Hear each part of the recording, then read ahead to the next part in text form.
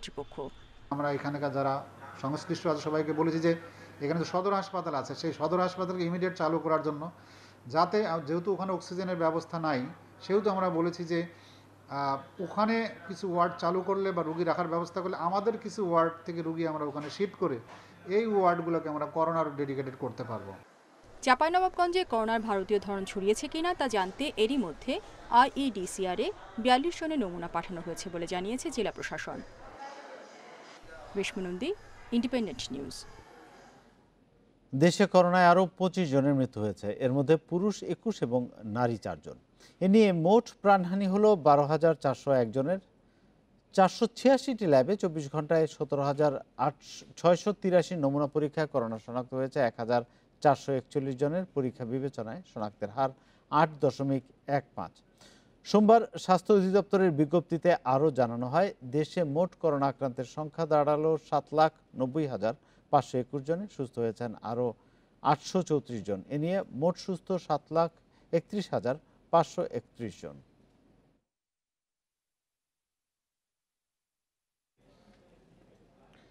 চীনের উপহার দেয়া 5 লক্ষ সিনোফার্মার টিকা আগামীকাল ঢাকার 4টি মেডিকেল কলেজে দেয়া হবে। সরকারি বেসরকারি পঞ্চম বর্ষের মেডিকেলের প্রায় 1000 শিক্ষার্থীকে এ টিকা দেওয়ার 10 দিন পর পরবর্তীকালে সারা দেশের 37টি মেডিকেল কলেজে একযোগে বাকি টিকা দেওয়া হবে। ঢাকার 4টি medical college, sir Salimullah medical college, Dhaka medical college, Shaheed Suhrawardy medical college এবং মুগদা মেডিকেল কলেজ হাসপাতালে একযোগে শুরু হচ্ছে চীন থেকে উপহার পাওয়া টিকাদান কর্মসূচি। সারা দেশের বিভিন্ন কলেজের পঞ্চম বর্ষের 1000 শিক্ষার্থীকে এরই মধ্যে স্ব কেন্দ্রে আসতে বলা হয়েছে। বাকি টিকা মেডিকেলের বিভিন্ন বর্ষের শিক্ষার্থী, নার্সিং, ম্যাথস মেডিকেল শিক্ষার্থীদের দেওয়ার পরিকল্পনা রয়েছে বলে জানান সম্প্রসারিত টিকাদান কর্মসূচির লাইন ডিরেক্টর।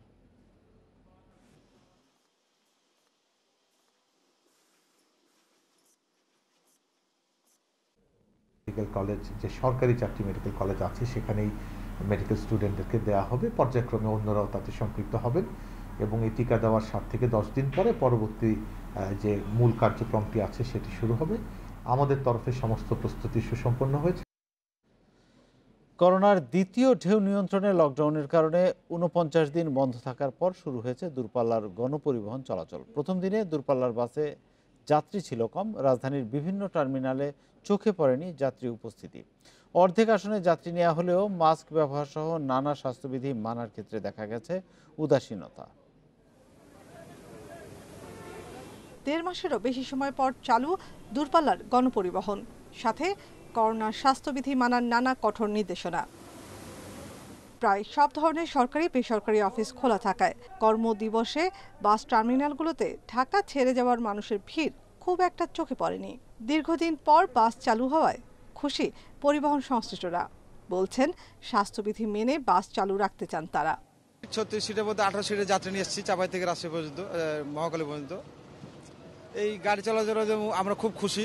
লকডাউন তো পুরো সারে নাই, তো আবার 30 তারিখ পর্যন্ত লকডাউন আছে। এই অবস্থায় আছে আর কি, যাত্রী তেমন না, হালকা পাতলা। তবে অর্ধেক যাত্রী নিয়ে চললেও অনেক বাসে দেখা গেছে অন্য স্বাস্থ্যবিধি না মানার প্রবণতা। সরকারি নির্দেশ অনুযায়ী 60% বাড়তি ভাড়া নেয়ার কথা, যদিও এর চেয়েও বেশি ভাড়া নেয়ার অভিযোগ যাত্রীদের। তবে সার্বিক ব্যবস্থাপনায় সন্তুষ্ট যাত্রীরাও। গণপরিবহনটা ছাড়া একটু স্বস্তি বোধ করতেছি, কারণ আরো আমার শ্বশুর অসুস্থ, 30 সালে, এখন যেতে পারতেছি। এদিকে স্বাস্থ্যবিধি মেনে চলছে অর্ধেক ট্রেন।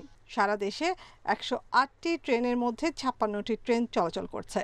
তবে অনলাইনে টিকিট কাটা নিয়ে আছে ভোগান্তির অভিযোগ যাত্রীদের। টিকিট সবকিছু অনলাইনে দেওয়া হয়েছে এবং সবগুলো গেটওয়ে এখনো চালু হয়নি। শুধুমাত্র বিকাশের মাধ্যমে পেমেন্ট করে টিকিটটা করা গিয়েছে। আর প্রিন্টেরও ব্যবস্থা নেই, অনেক ক্ষেত্রে প্রিন্ট করে নেওয়া লাগে। খুব বেশি জরুরি কারণ ছাড়া গণপরিবহন ব্যবহার না করার অনুরোধ জানিয়েছেন রেলমন্ত্রী। আমরা কিন্তু দেখেন অর্ধেক টিকিট বিক্রি করছি এবং খুব জরুরি প্রয়োজন ছাড়া মানুষ যেন ভ্রমণ না করে এবং ভ্রমণটাকে আমরা নিরুৎসাহিত করছি। এই ট্রেনগুলো আমরা আমাদের 108টি ট্রেন আমরা চলাচল করে স্বাভাবিকভাবে, তার অর্ধেক অর্থাৎ 56-28 জোড়া এই ট্রেন আমরা আজ থেকে চালানো শুরু করেছি। জনস্বাস্থ্য বিশেষজ্ঞদের শঙ্কা, গণপরিবহন চলাচলে স্বাস্থ্যবিধি না মানলে করোনা পরিস্থিতি আবারও ভয়াবহ হতে পারে। নাফিজাতুল্লাহ, ইন্ডিপেন্ডেন্ট নিউজ, ঢাকা।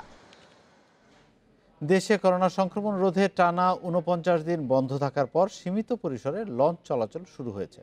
প্রতিটি লঞ্চেই যাত্রীর চাপ ছিল কম। লঞ্চে প্রবেশের সময় যাত্রীদের হাতে দেওয়া হচ্ছে জীবাণুনাশক স্প্রে। তবে যাত্রীদের অনেকেই মানছেন না স্বাস্থ্যবিধি। ঈদে যারা বাড়ি যেতে পারেননি তাদের ভিড় দেখা গেছে লঞ্চ ঘাটে। ৬০% বেশি ভাড়া নিয়ে অর্ধেক যাত্রী নিয়ে চলছে লঞ্চ। তবে চাহিদার তুলনায় যাত্রী কম থাকায় অনেকটাই হতাশ লঞ্চ কর্তৃপক্ষ। সদরঘাট টার্মিনাল থেকে ৪৩টি রুটে প্রায় ১.৫ শতাধিক লঞ্চ চলাচল করার কথা থাকলেও যাত্রী কম থাকায় সংখ্যা কমিয়ে আনা হয়েছে।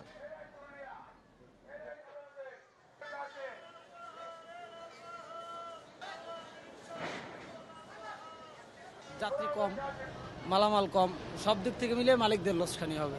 লকডাউনের লইগে যাইতে না, আজকে যাইতেছে, আজকে লঞ্চ ছাড়ছে, এই যাইতে আছি।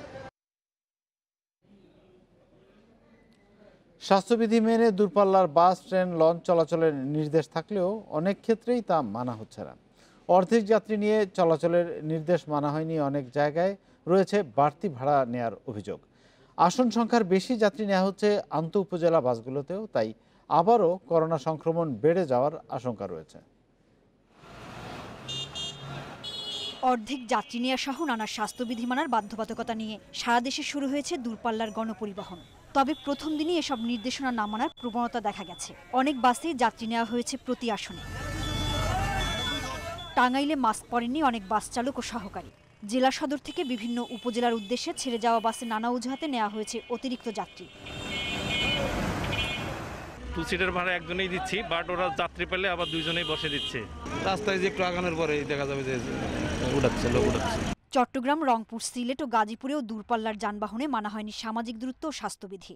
মহাসড়কে গাড়ি ও যাত্রীর সংখ্যা কম থাকলেও দীর্ঘদিন পর দূরপাল্লার গণপরিবহন চালু হয় খুশি যাত্রী, চালক ও পরিবহন শ্রমিক। অনেক শ্রমিক অনেকদিন কষ্ট করছিল, এখন স্বস্তি হয়েছে মোটামুটি। পরিবহন শ্রমিক বলেন, লঞ্চ শ্রমিক, রেল শ্রমিক সবাই। দূরপাল্লা বাস খুলছে, সেজন্য আমরা খুশি। কামাই করতে পারতেছি না, তো আমরা বাইরে বসে থাকতেছিলাম। বগুড়ায় অর্ধেক যাত্রী নিয়ে বাস চললেও ব্যবহার হচ্ছে না মাস্ক ও স্যানিটাইজার। তবে মালিক পক্ষের দাবি স্বাস্থ্যবিধি মেনেই চালানো হচ্ছে বাস। আমাদের গাড়িতে চাপ এখনো সৃষ্টি হয়নি, তবে সরকারের নির্দেশনা মেনে আমরা চেষ্টা করতেছি যাত্রীদেরকে মাস্ক এবং হ্যান্ড স্যানিটারি ব্যবহার করে। এদিকে ৪৯ দিন পর দেশজুড়ে লঞ্চ চলাচল শুরুর প্রথম দিনের যাত্রী সংখ্যা একেবারেই কম। তবে ঘাট এলাকাতেও মানা হয়নি স্বাস্থ্যবিধি। যদিও সামাজিক দূরত্ব নিশ্চিতে তদারকিতে ব্যস্ত বন্দর কর্তৃপক্ষ। আমাদের লঞ্চগুলি সঠিকভাবে চলাচল করছে কিনা এবং স্বাস্থ্যবিধি সঠিকভাবে মানা হচ্ছে কিনা এই বিষয়টা নিশ্চিত করার জন্য আমরা ঘাটে এসেছি। সরকারি নির্দেশ কিছুটা মানা হয়েছে ট্রেনে। চট্টগ্রাম ও সিলেট সহ বিভিন্ন স্টেশন থেকে ছেড়ে যাওয়া ট্রেনে স্বাস্থ্যবিধি মেনে অর্ধেক আসন ফাঁকা রাখা হয়েছে। সোহেলি জাহান, ইন্ডিপেন্ডেন্ট নিউজ ডেস্ক। ই পাসপোর্ট থেকে ইসরায়েল শব্দটি বাদ দেয়া সরকারের নীতিহীন অবস্থান বলে মন্তব্য করেছেন বিএনপি মহাসচিব মির্জা ফখরুল ইসলাম আলমগীর। সোমবার বিএনপি চেয়ারপারসনের গুলশানের কার্যালয়ে সংবাদ সম্মেলনে এ মন্তব্য করেন তিনি। বিষয়টি নিয়ে চুপ থাকার অভিযোগ তুলে স্বরাষ্ট্র মন্ত্রণালয়ের সমালোচনা করেন বিএনপি মহাসচিব। বিএনপির পক্ষ থেকে ফিলিস্তিনের প্রতি সমর্থন জানিয়ে যুদ্ধাহতদের জন্য ঔষধ পাঠানোর সিদ্ধান্ত নেওয়া হয়েছে বলে জানিয়েছেন বিএনপি মহাসচিব।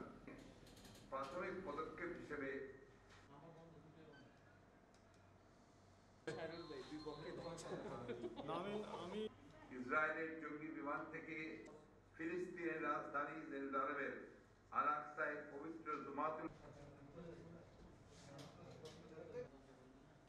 বাংলাদেশের পাসপোর্ট থেকে ইসরায়েল ভ্রমণের উপর থেকে নিষেধাজ্ঞা সরিয়ে দেওয়া হয়েছে। ওই সিদ্ধান্তে ইসরায়েল সরকারের অভিনন্দন টুইটের প্রেক্ষিতে তা অস্বীকার করে পররাষ্ট্র মন্ত্রণালয়ের পক্ষ থেকে বাংলাদেশ সরকারের পজিশন ঘোষণা করা। অপরদিকে স্বরাষ্ট্র মন্ত্রণালয়ের নীরবতা গোটা বিষয়ে সরকারের নীতিহীন অবস্থান বেরিয়ে এসেছে। পাসপোর্ট ও বৈদেশিক সম্পর্ক নিয়ে মির্জা ফখরুলের মন্তব্য দুরভিসন্ধিমূলক বলে অভিযোগ করেছেন সড়কমন্ত্রী ওবায়দুল কাদের। আর তথ্যমন্ত্রী জানান, বাংলাদেশিদের জন্য ইসরায়েল ভ্রমণের নিষেধাজ্ঞা আগেও ছিল, ভবিষ্যতেও থাকবে। সোমবার দুটি পৃথক অনুষ্ঠানে এসব কথা বলেন মন্ত্রীরা। সম্প্রতি যেসব পাসপোর্ট ইস্যু হয়েছে তাতে ইসরায়েলে ভ্রমণ নিষেধাজ্ঞার বিষয়টি উল্লেখ নেই, যা নিয়ে নানা মহলে তৈরি হয়েছে সমালোচনা। ইসরায়েলের সঙ্গে সরকারের সম্পর্ক নিয়ে সন্দেহ প্রকাশ করেন বিএনপি মহাসচিব মির্জা ফখরুলও। বাংলাদেশ সরকার কেন এই নতুন করে প্রেম করতে যাচ্ছে ইসরায়েলের সঙ্গে। এ প্রসঙ্গে সড়কমন্ত্রী ওবায়দুল কাদের বলেন, বিশ্বব্যাপী এখন ই পাসপোর্ট সমাদৃত। পাসপোর্টের সঙ্গে বিশ্ব রাজনীতির কোনো সম্পর্ক নেই। মির্জা ফখরুলের বক্তব্যকে উদ্দেশ্য প্রণোদিত বলে অভিযোগ করেন তিনি।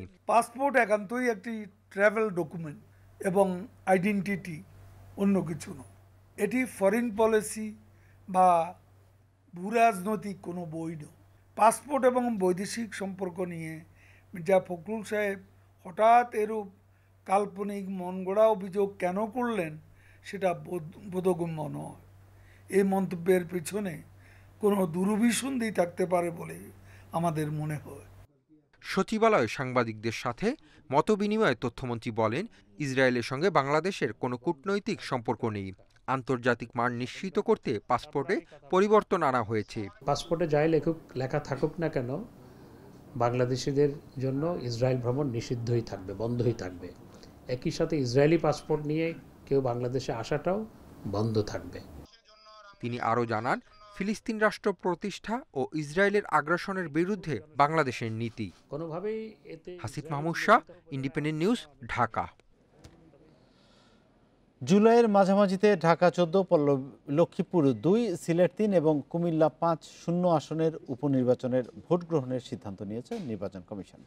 ইসির আজকের সভায় এই সিদ্ধান্ত হয়। বৈঠক শেষে নির্বাচন কমিশন সচিব জানান, মধ্য জুলাইয়ে নির্বাচন করতে গেলেও ঢাকা 14 এবং কুমিল্লা 5 আসনে সিইসির বিশেষ ক্ষমতা বলে নির্ধারিত সময়ের পরবর্তী 90 দিনের জন্য সময় বাড়ানো হবে।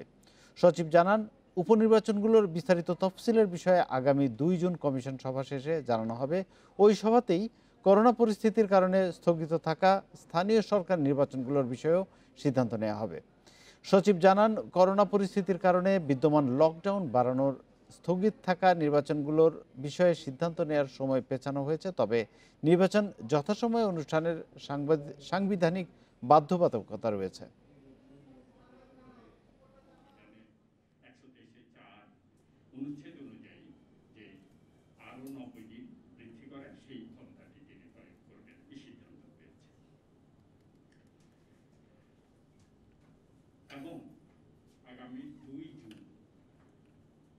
আগামী জুলাইয়ের মাঝামাঝিতে লক্ষ্মীপুর 2, সিলেট 3, ঢাকা 14, কুমিল্লা 5 এই 4টি জাতীয় সংসদীয় আসনের উপনির্বাচন অনুষ্ঠিত হবে।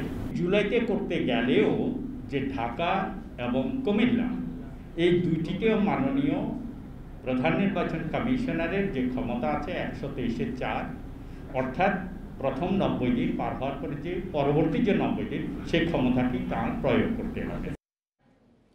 বাংলাদেশের পাসপোর্টে ইসরায়েল প্রসঙ্গ বাদ দেওয়া দুঃখজনক বলে মন্তব্য করেছেন ঢাকায় ফিলিস্তিনের রাষ্ট্রদূত ইউসুফ এস.ওয়াই রামাদান। সন্ধ্যায় রাজধানীর বারিধারায় সংবাদ সম্মেলনে এ মন্তব্য করেন তিনি। ইউসুফ বলেন, ফিলিস্তিনে যখন যুদ্ধ চলছে তখন বাংলাদেশের এমন সিদ্ধান্ত ইসরায়েলকে ভুল বার্তা দেবে।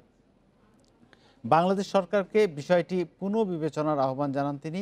এ সময় ফিলিস্তিনের রাষ্ট্রদূত আরও জানান, গাজায় যুদ্ধবিধ্বস্তদের জন্য অনুদানের আহ্বানে বাংলাদেশিরা যে সাড়া দিয়েছে তা অভূতপূর্ব। ক্ষতিগ্রস্ত জনগণের জন্য এ টাকায় চিকিৎসা সরঞ্জাম সরবরাহের সিদ্ধান্ত নিয়েছে ফিলিস্তিন।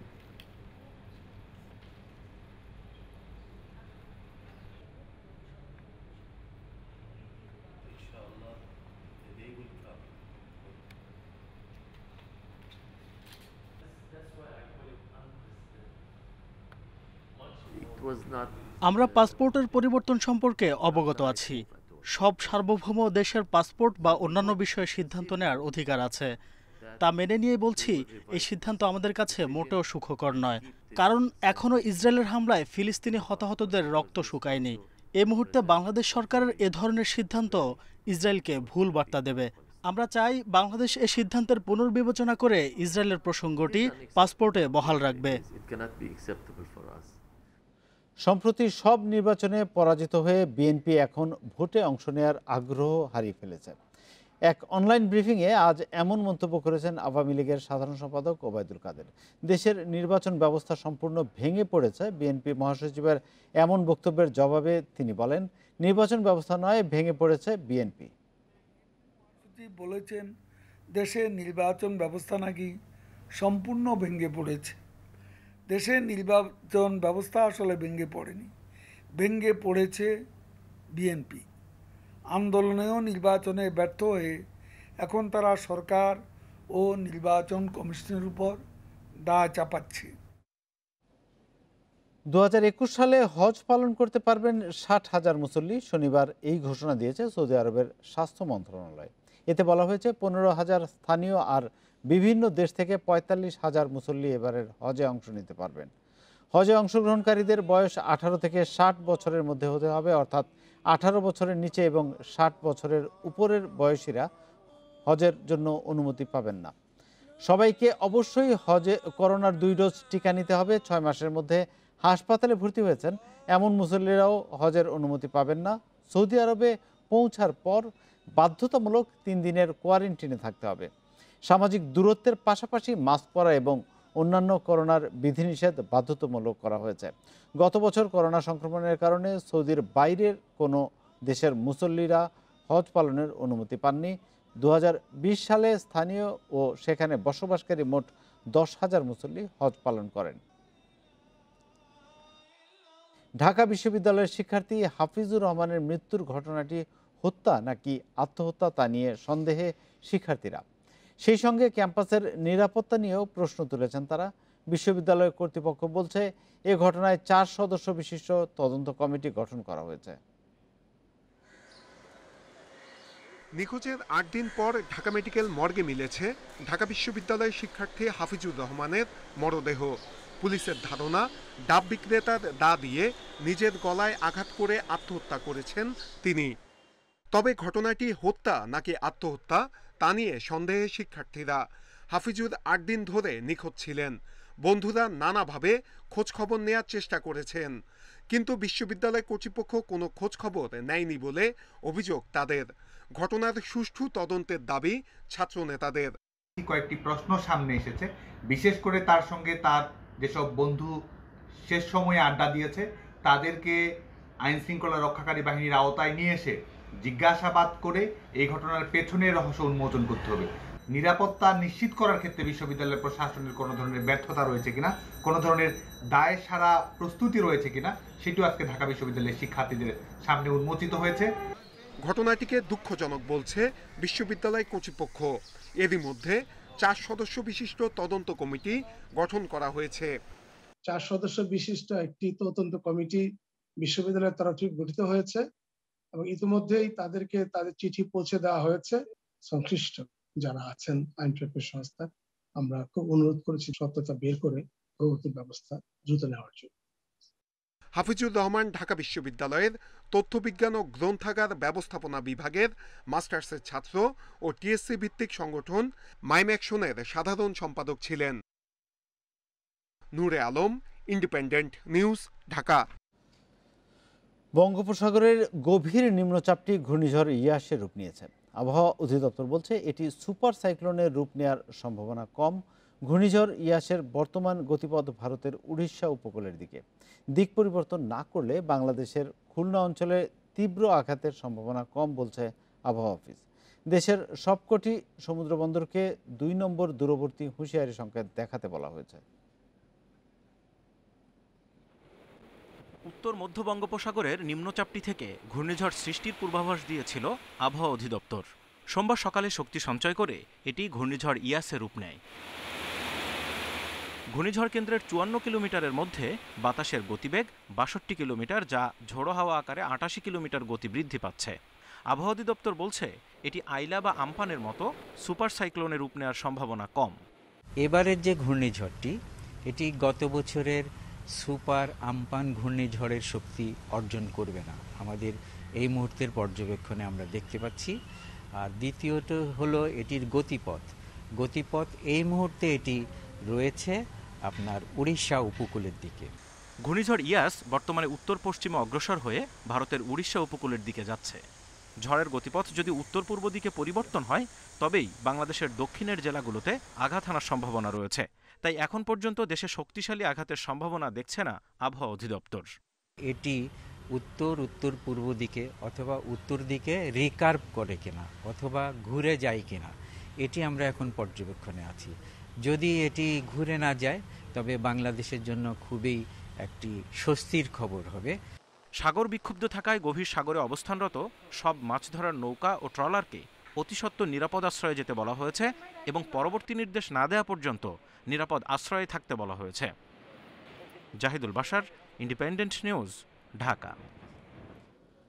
ঘূর্ণিঝড় ইয়াস দিক পরিবর্তন করে উড়িষ্যামুখী হওয়ায় বাংলাদেশে আঘাত করার সম্ভাবনা কম। এজন্য আপাতত উপকূলবাসীকে নিরাপদ আশ্রয়ে সরিয়ে নেয়ার পরিকল্পনা নেই বলে জানিয়েছেন দুর্যোগ ব্যবস্থাপনা ও ত্রাণ প্রতিমন্ত্রী এনামুর রহমান। দুপুরে সচিবালয়ে এক সংবাদ সম্মেলনে এই তথ্য জানান প্রতিমন্ত্রী। তিনি বলেন, ঝড়ের সংকেত তো আপাতত 2 থেকে বাড়ছে না, তবে যদি গতি পরিবর্তন করে সেজন্য সবকিছু প্রস্তুত রাখা হয়েছে। উপকূলীয় জেলাগুলোর সকল আশ্রয়কেন্দ্র এরই মধ্যে পুরোপুরি প্রস্তুত করা হয়েছে। স্থানীয়দের সতর্ক করতে কাজ করছে স্বেচ্ছাসেবীরা। এছাড়া ফায়ার সার্ভিস, সেনা, নৌ ও বিমান বাহিনীর সদস্যদের প্রস্তুত রাখা হয়েছে। ঝড়ের বিপদ সংকেত বাড়ার সাথে সাথে সব ধরনের পদক্ষেপ নেওয়া হবে বলেও জানান প্রতিমন্ত্রী।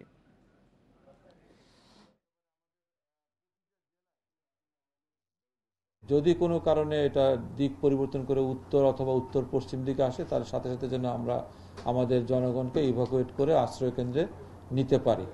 ইতিমধ্যে আশ্রয়কেন্দ্রগুলো সবগুলোকে প্রস্তুত করা হয়েছে এবং সেখানে সিপিপি ভলান্টিয়াররা এবং মাঠ প্রশাসনরা সবাই জনগণকে জানিয়ে দিয়েছে প্রস্তুত থাকার জন্য, যাতে বিপদ সংকেত পাওয়া মাত্র যেন তারা আশ্রয়কেন্দ্রের দিকে ছুটে যেতে পারে। ঘূর্ণিঝড় ইয়াস মোকাবিলায় প্রস্তুতি নিতে শুরু করেছে উপকূলীয় জেলাগুলো। প্রাণহানি ও জানমালের ক্ষতি এড়াতে এরই মধ্যে প্রস্তুত করা হয়েছে আশ্রয়কেন্দ্র ও মেডিকেল টিম। প্রশাসনের পাশাপাশি সতর্ক অবস্থানে স্বেচ্ছাসেবকরাও। 2020 সালে করোনা মহামারীর শুরুতেই ভয়ঙ্কর রূপ নিয়ে ধেয়ে এসেছিল সুপার সাইক্লোন আম্পান। সেই তাণ্ডবের বছর না ঘুরতেই আবার ঘূর্ণিঝড় ইয়াসের চোখ রাঙানি। আগেরবারের অভিজ্ঞতা মাথায় রেখে ইয়াস মোকাবেলায় এবার আগেভাগেই প্রস্তুতি নিচ্ছে উপকূলীয় জেলাগুলো। সাতক্ষীরায় প্রস্তুত করা হয়েছে 145টি আশ্রয়কেন্দ্র। কাজে লাগানো হচ্ছে শিক্ষা প্রতিষ্ঠানগুলো। মজুত করা হয়েছে বিপুল পরিমাণে খাদ্য সামগ্রী। ঘূর্ণিঝড় আশ্রয় কেন্দ্রগুলোতে যাতে সবাইকে নিয়ে আসা যায়, সেই জন্য আমাদের একটা পর্যাপ্ত প্রস্তুতি আমরা প্রথম থেকে রেখেছি এবং যত ধরনের এনজিও রয়েছে সবার সঙ্গে আমরা কিন্তু ইতিমধ্যেই একটি কার্যকর যে যোগাযোগটি এটি আমরা করতে পেরেছি। ইয়াসের প্রভাবে জলোচ্ছ্বাসের কারণে বাঁধ ভেঙে লোকালয়ে পানি প্রবেশ ঠেকাতে মেরামত করা হচ্ছে খুলনার ঝুঁকিপূর্ণ বেড়িবাঁধ। প্রস্তুত করা হয়েছে 3 শতাধিক আশ্রয়কেন্দ্র ও 2000-এর বেশি স্বেচ্ছাসেবী। আমাদের কিছু কিছু পয়েন্ট ইতিমধ্যে আমরা জরুরি ভিত্তিতে কাজ গ্রহণ করেছি। আমাদের পর্যাপ্ত পরিমাণ জিও ব্যাগ এগুলোর সংস্থান রয়েছে। আমরা আশা করছি এই ঘূর্ণিঝড় মোকাবেলা করতে সক্ষম হব। লক্ষ্মীপুরে 109টি আশ্রয় কেন্দ্রের সঙ্গে প্রস্তুত রয়েছে 1/2 শতাধিক মেডিকেল টিম। খোলা হয়েছে 3টি কন্ট্রোল রুমও। নদীতে মাছ শিকারে যাওয়া জেলেদের দ্রুত ফেরার নির্দেশ দেওয়া হয়েছে ভোলা ও বরগুনায়। এরই মধ্যে ইয়াস মোকাবেলায় সব সমুদ্র বন্দরে হুঁশিয়ারি সংকেত দেখানোর নির্দেশ দেওয়া হয়েছে। Shamima Rahman, independent news desk. ঘূর্ণিঝড় ইয়াসের প্রস্তুতি হিসেবে সব জনপ্রতিনিধিকে সতর্ক থাকার নির্দেশ দিয়েছেন স্থানীয় সরকারমন্ত্রী তাজুল ইসলাম। সোমবার দুপুরে আগারগাঁয়ে নবনিযুক্ত সহকারী প্রকৌশলীদের ওরিয়েন্টেশন অনুষ্ঠানে তিনি একথা বলেন। এ সময় মন্ত্রী জানান, ঘূর্ণিঝড় ইয়াসে গ্রামীণ সড়ক ও সেতু ক্ষতিগ্রস্ত হলে তা দ্রুত মেরামত করা হবে। এজন্য এরই মধ্যে সব ধরনের দিক নির্দেশনা দেওয়া হয়েছে। রাষ্ট্রের অর্পিত দায়িত্ব যথাযথভাবে পালন করতে প্রকৌশলীদের নির্দেশ দিয়েছেন তাজুল ইসলাম। কর্তব্য পালনে অবহেলা করলে ব্যবস্থা নেওয়ার হুঁশিয়ারি দিয়েছেন স্থানীয় সরকার মন্ত্রী। পৃথিবীর অনেক দেশ ভুলে যেতে পারে না। আপনার মাকে ভালোবাসেন, আপনার পড়তে নিয়েছেন, সেই প্রকল্পটি এই স্টাডি এবং যে সমস্ত অঞ্চলে ঘূর্ণিঝড় আক্রমণ করতে পারে সেই সমস্ত এলাকায় আমাদের যে সমস্ত অফিসগুলি আছে সবগুলোকে প্রস্তুত থাকার জন্য বলা হয়েছে। আর যে সমস্ত ক্ষয়ক্ষতি হবে এবং ক্ষয়ক্ষতি তাৎক্ষণিকভাবে মোকাবিলা করার জন্য যে সমস্ত সাময়িক প্রস্তুতির দরকার সেগুলো প্রস্তুতি নেওয়া হচ্ছে। সমৃদ্ধ ভবিষ্যতের জন্য টেকসই ও প্রকৃতিভিত্তিক সমাধানের ক্ষেত্রে কমনওয়েলথকে গুরুত্বপূর্ণ ভূমিকা রাখার আহ্বান জানিয়েছেন প্রধানমন্ত্রী শেখ হাসিনা। কমনওয়েলথভুক্ত এশীয় আঞ্চলিক দেশগুলোর সরকার প্রধানদের গোলটেবিল বৈঠকে 3 দফা প্রস্তাবও দিয়েছেন তিনি। প্রধানমন্ত্রী আহ্বান জানিয়েছেন বিশ্বব্যাপী সবুজ ও টেকসই অর্থনৈতিক প্রবৃদ্ধিতে বিনিয়োগের, টেকসই উন্নয়ন লক্ষ্যমাত্রা অর্জনে দারিদ্র্য দূরীকরণ, শিক্ষার প্রসারসহ নানা শর্ত পূরণের পাশাপাশি জলবায়ু পরিবর্তনের বিরূপ প্রভাব মোকাবেলা করছে বাংলাদেশ। এমন বাস্তবতায় কমনওয়েলথভুক্ত এশীয় আঞ্চলিক দেশগুলোর সরকার প্রধানদের গোলটেবিল বৈঠকে গণভবন থেকে যুক্ত হন সিভিএফ চেয়ারম্যান প্রধানমন্ত্রী শেখ হাসিনা। জলবায়ু ঝুঁকি মোকাবেলায় নিজস্ব তহবিল গঠন ও প্রতিকূলতা সামলে উঠতে সরকারের নেয়া কার্যক্রম তুলে ধরেন তিনি। আপনারা দেখছেন বিরতিহীন সংবাদ, রাত 9টায় বাংলাদেশ। এবার খেলার খবর জানাচ্ছি শিরোনামগুলো। মিরপুরে কাল বাংলাদেশের সিরিজ জয়ের মিশন, আবহাওয়ার চ্যালেঞ্জ সামলে ওয়ানডেতে সুপার লিগ শীর্ষে চোখ তামিমের দলের। কোয়ারেন্টিন জটিলতায় সৌদি যাওয়া হয়নি জাতীয় ফুটবল দলের, বিকল্প হিসেবে কাতারের নাম প্রস্তাব জেমিদের।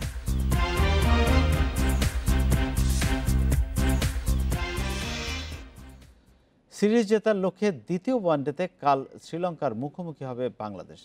এই ম্যাচ জিতলে শুধু সিরিজই নিশ্চিত হবে না, ওয়ানডে সুপার লিগের শীর্ষেও উঠবে টাইগাররা। অন্যদিকে লড়াইয়ে টিকে থাকতে মরিয়া লঙ্কানরা আজ অনুশীলন করেনি বাংলাদেশ দল। মিরপুরে ম্যাচ শুরু দুপুর 1টায়। সাদা পোশাকের শ্রীলঙ্কা সফর শেষে অল্প সময়ের প্রস্তুতি টাইগারদের। টেস্টের জবাব ওয়ানডেতে হয় না, তারপরও নিজের ডেরায় প্রতিপক্ষের মতো সফল হওয়ার লক্ষ্যে সাকিব মুশফিকদের শুরুটা দারুণ। প্রথম ওয়ানডেতে 33 রানের জয়ে 1-0 এগিয়ে তামিমের দল। অধিনায়ক ফর্ম ধরে রেখেছেন, মুশফিক আর রিয়াদের ব্যাটেও ছিল 50। বল হাতে বাকি কাজ সেরেছেন মুস্তাফিজ মিরাজ জুটি। সব ফরম্যাট মিলিয়ে 10 ম্যাচ পর জয় পেলাম, এটা সবার জন্য স্বস্তির। তবে কাজ এখনো শেষ হয়নি, সামনে আরো 2টো ম্যাচ আছে। ভালো কিছুর প্রত্যাশায় সেরাটা দিতে হবে। ঘূর্ণিঝড় ইয়াস দিক পরিবর্তন করায় দ্বিতীয় ওয়ানডেতে বৃষ্টির সংখ্যা কমেছে। তারপরও বিঘ্ন কিছুটা হতেই পারে। বাড়তি গরমে খেলার চেয়ে সেটা হয়তো মন্দ হবে না। এখনকার আবহাওয়া ক্রিকেটের জন্য আদর্শ নয়। শুধু তাপমাত্রা বেশি হলে সমস্যা ছিল না, বাড়তি ঘাম ক্লান্তি বাড়িয়ে দিচ্ছে। প্রতি বলে মনোযোগ দিয়ে খেলাটা কঠিন। প্রথম ওয়ানডেতে আমরা সেটা করতে পেরেছি। সিরিজ বাঁচিয়ে রাখতে জয় চাইবে শ্রীলঙ্কাও। তবে এই ম্যাচটা টাইগারদের জন্য ভীষণ গুরুত্বপূর্ণ। জিতলে ওয়ানডে সুপার লিগের শীর্ষে ওঠার হাতছানি। এখন 40 পয়েন্ট নিয়ে অস্ট্রেলিয়া, ইংল্যান্ড আর পাকিস্তানের সঙ্গে অবস্থান বাংলাদেশের। Rakibul Hasan, independent news. সিরিজের প্রথম ওয়ানডেতে ব্যবধান গড়ে দিয়েছিল বাংলাদেশ বোলিং অ্যাটাক। গুরুত্বপূর্ণ ব্রেকথ্রুর মাধ্যমে স্বাগতিকদের ম্যাচে ফেরান মোহাম্মদ সাইফুদ্দিন। সিরিজ নিশ্চিতের লড়াইয়ে ধারাবাহিকতা ধরে রাখতে চান টাইগার অলরাউন্ডার, কাজে লাগাতে চান মুস্তাফিজুর রহমানের সাথে তার রসায়ন। খুব ইম্পর্টেন্ট। অপর পাশ থেকে যদি একটা বোলার ভালো এটাকে বল করতে পারে তো সেক্ষেত্রে আমার জন্য কাজটা ইজি হয়ে যায়। ব্যক্তিগতভাবে যদি আমাকে প্রশ্ন করা, অবশ্য আমি নাম্বার 5-6 ব্যাটিং করতে চাই, যদিও এটা এখন সম্ভব না টিম কম্বিনেশনের কারণে। অনেক এক্সপিরিয়েন্স বড় বাইরে আছে। ইনশাল্লাহ যদি এভাবে কন্টিনিউ খেলতে থাকতে পারি, ইনশাল্লাহ সুযোগ আসবে উপরে। লিটন মিঠুনরা তাদের ক্রিকেটীয় প্রতিভার প্রতি কতটা সুবিচার করছেন, উঠতে শুরু করেছে সেই প্রশ্ন। ধারাবাহিকতার অভাবে নাসির সাব্বির বিজয়রা জাতীয় দল থেকে জায়গা হারিয়েছেন। লিটন মিঠুন সৌম্যদের তাই স্কিলের পাশাপাশি মানসিক প্রস্তুতিতে গুরুত্ব দিতে বলছেন সাবেক অধিনায়ক রাকিবুল হাসান। আউট খুবই বিচ্ছিরি ছিল, মানে কোনো কারণই নাই, এই সমস্ত শট খেলার। বিরক্তিকর অবস্থায় আমি আছি এখন। মানে আমার এক্সপেকটেশন যেটা আছে এই আগামী প্রজন্ম ক্রিকেটারদের, সেখানে আমি বড় ধাক্কা খাচ্ছি। ধৈর্যের বাঁধ ভাঙতে শুরু করেছে। বিসিবি সভাপতি থেকে শুরু করে সাবেক অধিনায়কের কাছে লিটন মিঠুনের ব্যাটিংয়ের ধরন বিরক্তির কারণ হয়ে দাঁড়িয়েছে। লিটনের নামের সাথে আছে দেশসেরা প্রতিভার তকমা, যা তাকে দিচ্ছে একের পর এক সুযোগ। মিঠুনের অবস্থারও উন্নতি নেই উপলব্ধি। ট্রল করে ভক্তরা কাউকে ডাকছেন লর্ড নামে, কাউকে বা স্যার।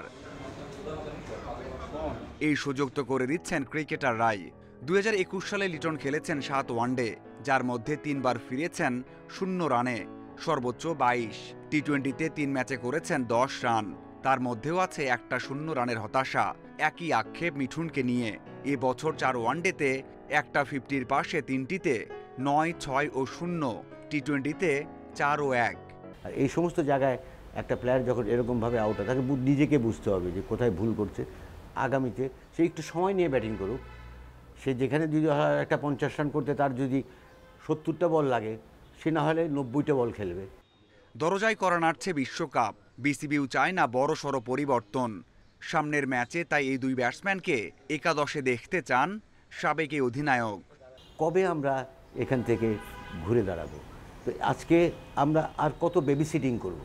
বেবি সিটিং মানে এই যে আগামী হবে ইনশাআল্লাহ, এটা হয়ে যাবে, আমি দেখব, তারপরে সাক্ষাৎকারেও অনেক কথা বলি আমরা। এটা না, প্রত্যেকটা ইন্ডিভিজুয়াল প্লেয়ারকে দায়িত্ব নিয়ে খেলতে হবে। দ্বিতীয় ওয়ানডেতে ব্যাটিং ফ্রেন্ডলি উইকেট দেখতে চান রকিবুল হাসান। অভিজ্ঞতার বিচারে যা বাংলাদেশকে সুবিধা দেবে। Mazharul Islam, independent news. নিষেধাজ্ঞা থেকে ফিরে দ্বিতীয় পর্বে ভুগছেন ব্যাট হাতে। বোলিংয়ে ব্যবধান গড়ে দিলেও সেই দুর্দান্ত ব্যাটসম্যান সাকিব যেন হারিয়ে গেছেন। ছন্দে ফেরার লড়াইয়ে কোচ রাসেল ডমিঙ্গোর সাথে করেছেন বিশেষ ব্যাটিং সেশন। এক সাক্ষাৎকারে সেই সাকিব জানিয়েছেন তার বিচারে ক্রিকেটের কোন শট কে সবচেয়ে ভালো খেলেন। স্ট্রেট ড্রাইভ সে তো সবাই খেলে, কিন্তু সচিন টেন্ডুলকারের মতো নিখুঁত কেন হয় না? বিশেষজ্ঞরা বলবেন লিটল মাস্টারের হাই এলবোর কথা। মন্ত্রমুগ্ধ ভক্তের মন বলে ঐশ্বরিক ক্ষমতা। দুই তত্ত্বের কোনোটাই ফেলনা নয়। অবসর নেয়ার 8 বছর পরও এতটুকু কমেনি আবেদন। ব্যাটিং জিনিয়াসের সম্মোহন পর্বে আটকা আম আদমি থেকে মহাতারকা সবাই, সাকিবও আছেন সে দলে। Sachin Tendulkar, I think he plays that shot better than most of the batsmen in the world. সবচেয়ে অভিজাত কভার ড্রাইভে সম্মাননা গেছে বিরাট কোহলির দিকে। ক্যারিয়ারের শুরুতে কিছু ত্রুটি ছিল, হেড পজিশনে ঘাটতি ভুগিয়েছে বেশ। পরিশ্রমে সেই পর্ব সামলে আজ বিশ্বসেরা ভারতীয় অধিনায়ক। হ্যান্ড আই কোঅর্ডিনেশনে তার থেকে নিখুঁত আর কেউ হতে পারে না। অবিশ্বাস্য সাইদ আনোয়ারের কাট আর ফ্লিক সমর্থকদের হৃদয়ের মণিকোঠায়। আগের অনেক সাক্ষাৎকারেও সাকিব তার পছন্দের ব্যাটসম্যান তালিকায় রেখেছেন এই পাকিস্তানি ওপেনারের নাম। Now I think Joe Root started to playing sweep shots really well. Classic থিওরিতে দীর্ঘ সময় এক জায়গায় আটকে থাকা ইংলিশরা অবশেষে মুক্তি পেয়েছে আনঅর্থোডক্স কৌশলে। 2019 বিশ্বকাপে 3 লায়ন্স শ্রেষ্ঠত্ব তেমনই সাক্ষ্য দেয়। সাকিবের পারফেক্ট লিস্টে সেসব আনঅর্থোডক্স শট খেলেই ঢুকে গেছেন রুট, মর্গান ও বাটলার। ব্যাট হাতে সময়টা ভালো যাচ্ছে না। সাকিবের 360 ব্যাটসম্যান তালিকা কি কোনো বিশেষ বার্তা বহন করছে? সচিন, সাইদ আনোয়ারদের তালিকাটা কি এক ধরনের অটো সাজেশন? হতেও পারে জিনিয়াসদের কর্মপন্থা যে সবসময় বাকিদের চেয়ে আলাদা হয়। জহিরুল ইসলাম, ইন্ডিপেন্ডেন্ট নিউজ। কোয়ারেন্টিন শিথিল সংক্রান্ত ডকুমেন্ট হাতে না পাওয়ায় আজ সৌদি আরবে যাওয়া হয়নি জাতীয় ফুটবল দলের। প্রস্তুতিতে বিঘ্ন ঘটায় হতাশ জেমিডে। সৌদি আরব যাওয়া না হলে আগেভাগে কাতার যেতে চান বাংলাদেশ হেড কোচ। মাঠে একাকী হাঁটাচলাই বলে দিচ্ছে জেমির হতাশা। অনুশীলনে ছিলেন, আর 10টা দিনের মতো ফুরফুরে ছিলেন না। তবে দায়িত্ব পালনের ব্যস্ততা সেরেছেন কোচ জেমিডে। মুখে সরাসরি কিছু না বললেও হঠাৎ সফর স্থগিতের সিদ্ধান্ত সহজভাবে নেননি, সেটা স্পষ্ট। বাফুফেকে জিজ্ঞাসা করুন, এসব নিয়ে কোনো কথা বলতে চায় না। পরিকল্পনা অনুযায়ী কাজ করাটা জরুরি। কাতার আর সৌদি আরবের আবহাওয়া প্রায় একই রকম। প্রস্তুতি ম্যাচ খেলতে পারলে ভালো হতো, তবে 2-1 দিনের জন্য বাইরে ক্যাম্প করে কোনো লাভ নেই।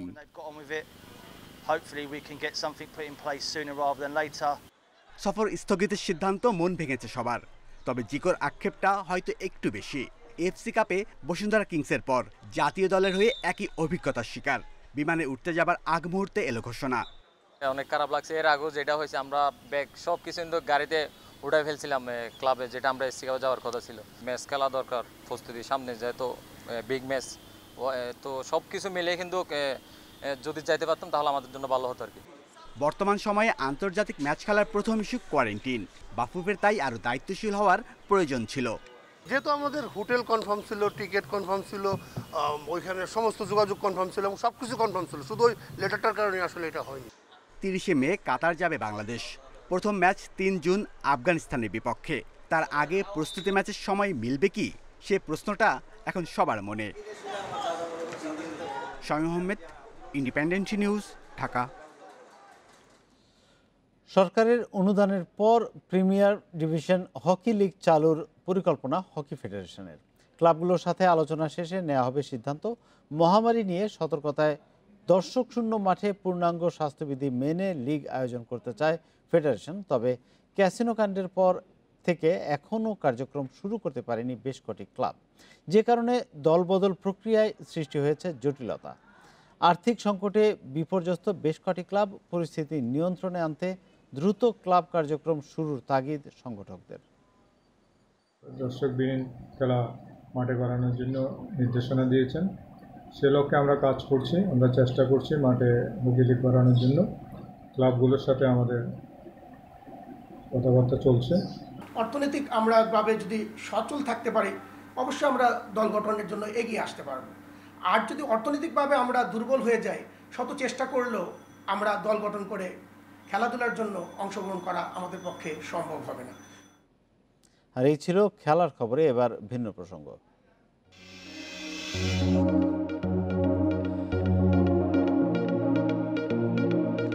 ক্যামেরার ফ্রেমে ব্যাকটেরিয়া এখন এক দৃষ্টিনন্দন চিত্রশিল্প। রাশিয়ান শিল্পী দারিয়া ফেদোরোভা ছাঁচে ফেলে ব্যাকটেরিয়াকে বিভিন্ন রঙে রাঙিয়ে ছবি তোলেন। ব্যাকটেরিয়াগুলোকে আরও সুন্দর করে তুলতে ব্যবহার করেন গ্লিটার, যা ফটোগ্রাফি এবং পোস্টার হিসেবে আলোড়ন সৃষ্টি করেছে। আর এ নিয়ে প্রতিবেদনটি থাকছে সংবাদের শেষ অংশে। যাচ্ছি পরের প্রসঙ্গে। সন্ত্রাস বিরোধী আইনের মামলায় বিতর্কিত বক্তা মুফতি আমির হামজাকে গ্রেপ্তার পুলিশের কাউন্টার টেরোরিজম ইউনিট। এ তথ্য নিশ্চিত করেছেন পুলিশের কাউন্টার টেরোরিজম ইউনিট। তাকে বিকেলে কুষ্টিয়ার নিজ বাড়ি থেকে গ্রেপ্তার করা হয়। গত 5 মে তলোয়ার দিয়ে সংসদ ভবনে হামলা চালানোর চেষ্টাকালে সাকিব নামের এক যুবককে গ্রেপ্তার করা হয়। প্রাথমিক জিজ্ঞাসাবাদে সাকিব জানায়, ইউটিউবে আমির হামজার বক্তব্যের ভিডিও দেখে উদ্বুদ্ধ হয় সে। এছাড়া তার বিরুদ্ধে আগে থেকেই ধর্মীয় উগ্রবাদ ছড়ানোর অভিযোগ রয়েছে। এর সূত্র ধরেই আমির হামজাকে গ্রেপ্তার করা হয়েছে বলে জানিয়েছে কাউন্টার টেরোরিজম ইউনিট। বিতর্কিত এই বক্তা মুফাসসির পরিষদের কেন্দ্রীয় যুগ্ম সাধারণ সম্পাদক।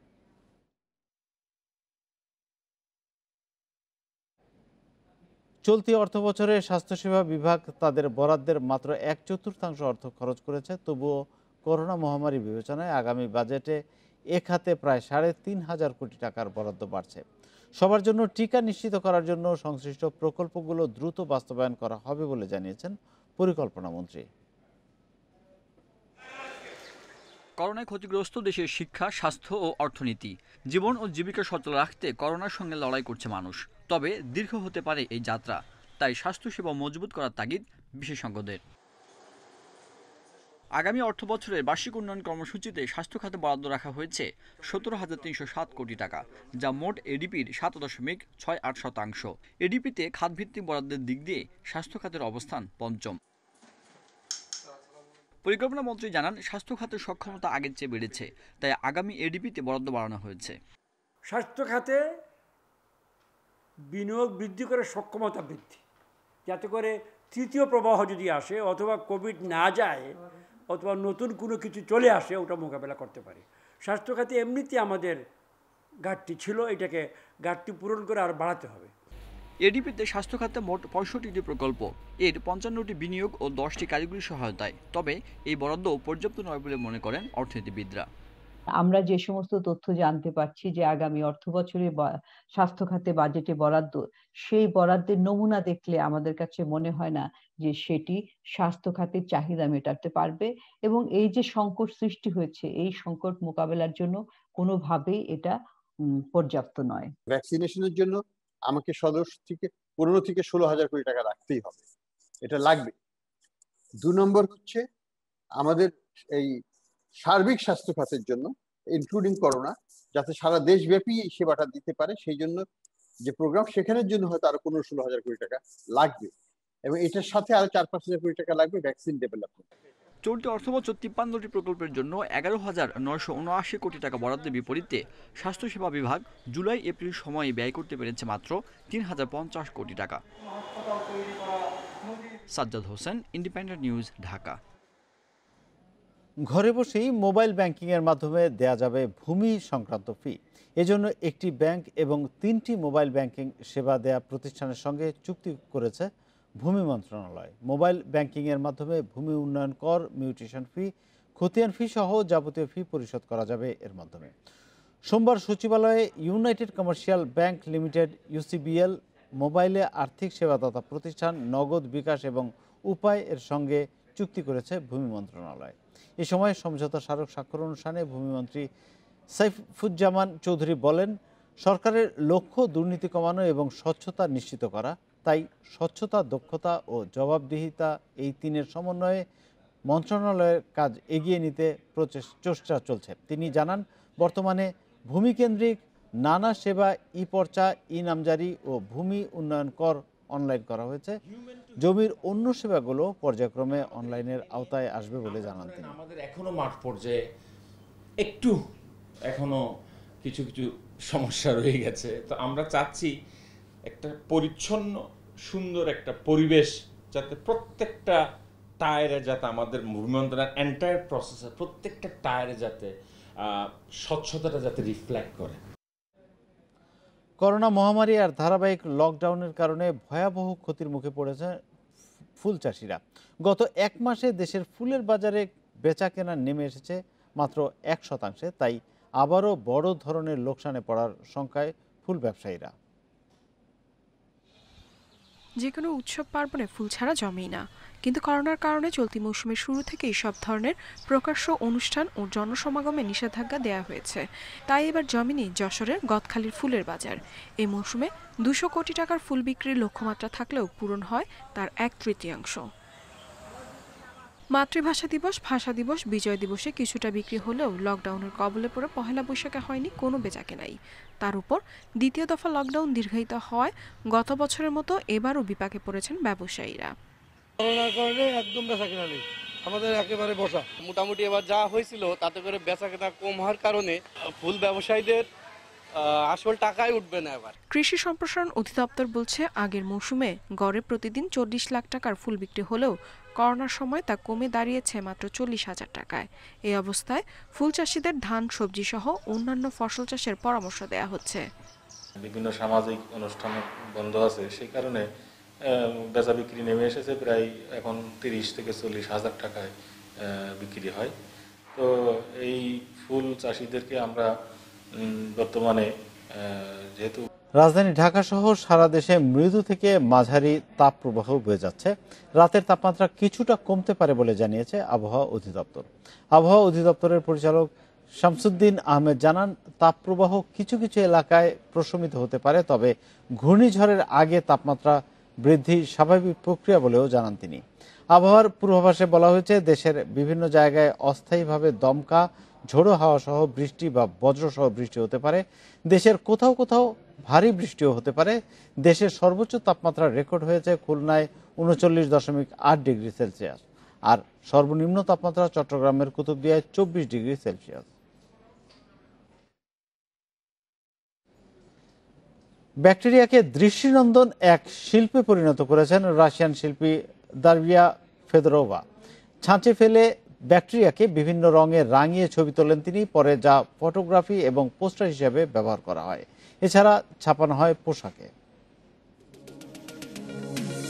পৃথিবী জুড়ে অসংখ্য কাজকে নিজস্ব সৃজনশীলতা দিয়ে শিল্পের পর্যায়ে নিয়ে গেছে মানুষ। তেমনই এক ভিন্ন ধরনের শিল্পের সাথে পরিচয় করিয়ে দিয়েছে রাশিয়ার 24 বছর বয়সী দারিয়া ফেদোরোভা। মস্কো আর্ট কলেজে অধ্যয়নরত দারিয়া ফেদোরোভা ব্যাকটেরিয়া কাজে লাগিয়ে তৈরি করছেন দৃষ্টিনন্দন শিল্পকর্ম, যেখানে ব্যাকটেরিয়া দিয়ে অসাধারণ ছবি ও পোস্টার তৈরি করেন তিনি। প্রথমে ব্যাকটেরিয়া বড় করে সেগুলোকে রং করেন ফেদোরোভা, পরে সেগুলোকে ছাঁচে ফেলে তুলেন ল্যান্ডস্কেপ ছবি। এছাড়া ব্যাকটেরিয়াগুলোকে আরো সুন্দর করে তুলতে ব্যবহার করেন গ্লিটার। আমি ব্যাকটেরিয়াগুলো খুব আলতো করে স্পর্শ করে এগুলোকে বোঝার চেষ্টা করি। আমি তুলা দিয়ে এই ব্যাকটেরিয়া সংগ্রহের কাজ করে থাকি। তবে তৎক্ষণাৎ আমার কাছে তুলা না থাকলে আমি সাবধানে হাত ব্যবহার করে এগুলো সংগ্রহ করি। 2015 সালে প্রথম বর্ষে পড়ার সময় তিনি তার এই শিল্প নিয়ে প্রথম প্রদর্শনী করেন। বর্তমানে এগুলোকে ফটোগ্রাফি ও পোস্টার হিসেবে এবং জামায় প্রিন্ট করে ব্যবহার করেন ফেদোরোভা। তার শিল্পকর্ম বিক্রি করেছেন বিভিন্ন দেশেও। ফেদোরোভার পাশাপাশি অনেকেই এখন ব্যাকটেরিয়া নিয়ে এই শিল্পের প্রতি ঝুঁকছেন। এমনকি বিভিন্ন বস্তুতে ব্যাকটেরিয়ার জন্ম দিয়ে চেষ্টা করছেন নতুন কিছু করার। Tahmid Abrar, independent news. আর এই ছিল বিরতির সংবাদ রাত 9টায় বাংলাদেশে। ইন্ডিপেন্ডেন্ট টেলিভিশনের সব খবর আরও বিস্তারিত জানতে চোখ রাখুন আমাদের ফেসবুক, ইউটিউব এবং টুইটারে। সাথে থাকার জন্য ধন্যবাদ।